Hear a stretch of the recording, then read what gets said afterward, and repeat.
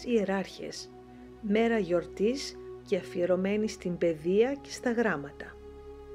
Η Εκκλησία μας γιορτάζει τους τρεις ιεράρχες μαζί στις 30 Ιανουαρίου, γιατί έχουν πολλά κοινά γνωρίσματα. Έζησαν τον 4ο αιώνα μετά Χριστόν. Ήταν επίσκοποι. Ήταν πάρα πολύ μορφωμένοι. Έγραψαν σπουδαία βιβλία. Αφιέρωσαν τη ζωή τους στους φτωχούς.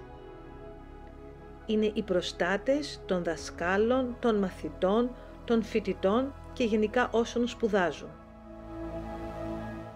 Ο Μέγας Βασίλειος γεννήθηκε το 329 μετά Χριστό και μεγάλωσε στην Καισαρία της Καπαδοκίας.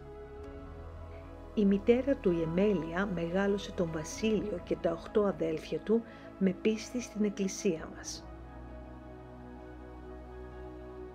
Σπούδασε φιλοσοφία, νομικά, ρητορική, μαθηματικά, αστρονομία, ιατρική και φιλολογία. Όμως ο Μέγας Βασίλειος προτίμησε να συγγράφει συνέχεια, χωρίς κανένα κέρδος, παρά μόνο προσπαθούσε να κάνει τη χριστιανική του πίστη κατανοητή σε όλους τους ανθρώπους. Αν και είχε μεγάλη περιουσία από τους γονείς του, εκείνος προτίμησε να την πουλήσει και να φτιάξει τη βασιλιάδα, ιδρύματα για τη φροντίδα και την περίθαλψη των φτωχών, των ορφανών, των γερόντων, των αρρώστων και των ξένων. Ο Μέγας Βασίλειος πέθανε το 378 σε ηλικία 49 ετών. Ο Γρηγόριος ο Θεολόγος γεννήθηκε το 329 μετά Χριστόν κοντά στην κομμόπολη Νανζιανζό. Οι γονείς του, Γρηγόριος και Νόνα, μεγάλωσαν τον νεαρό Γρηγόριο και τα 2 αδέλφια του μέσα σε χριστιανικό περιβάλλον.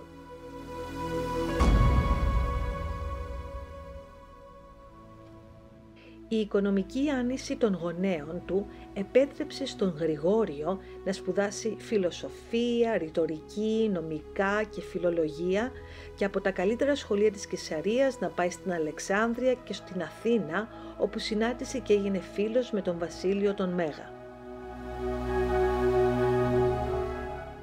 Χειροτονήθηκε ιερέας, μετά επίσκοπος στην περιοχή την Νανζιανζού και αργότερα έγινε πατριάρχης στην Κωνσταντινούπολη. Γρήγορα όμως εγκαταλείπει τον θρόνο του πατριάρχη και επιστρέφει στη μικρή επαρχία του. Εκεί ζει μια ασκητική και ησυχαστική ζωή, όπου γράφει σπουδαία θεολογικά κείμενα. Γι' αυτό και ονομάστηκε θεολόγος. Κοιμήθηκε σε ηλικία 61 ετών. Ο Ιωάννης ο Χρυσόστομος γεννήθηκε το 347 μετά Χριστόν στην Αντιόχεια της Συρίας.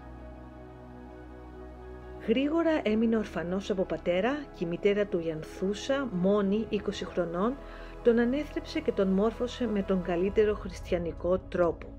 Σπούδασε θεολογία, φιλοσοφία, ρητορική. Έγινε ιερέας και μετά πατριάρχης Κωνσταντινουπόλεως. Όμως είχε πολλούς εχθρούς και γι' αυτό εξορίστηκε πολλές φορές. Στο τέλος δεν άντεξε και πέθανε στην εξορία το 407 μετά Χριστόν σε ηλικία περίπου 60 χρονών. Βοήθησε και οργάνωσε συσίτια για χιλιάδες φτωχούς.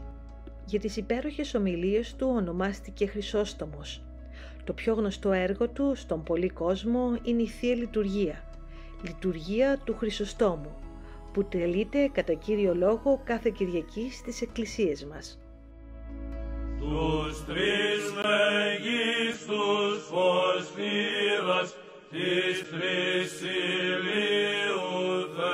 Θεότητος, τους την οικουμένη να κτίσει δόγματων θείων πυρσεύσαντας τους μεληρίτους ποτάμους της σοφίας,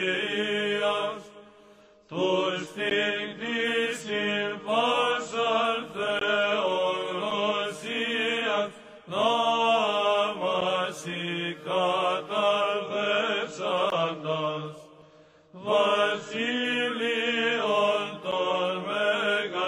και των θεολόγων Γρηγορίων, συν το κλινό Ιωάννη, τον την γλώταν χρυσορήμωνη, πάντες ή των λόγων αυτών εργαστέ, συνεχθόντες ύμνης τιμήσομεν, αυτή καρτή τριάδη υπερ ημών.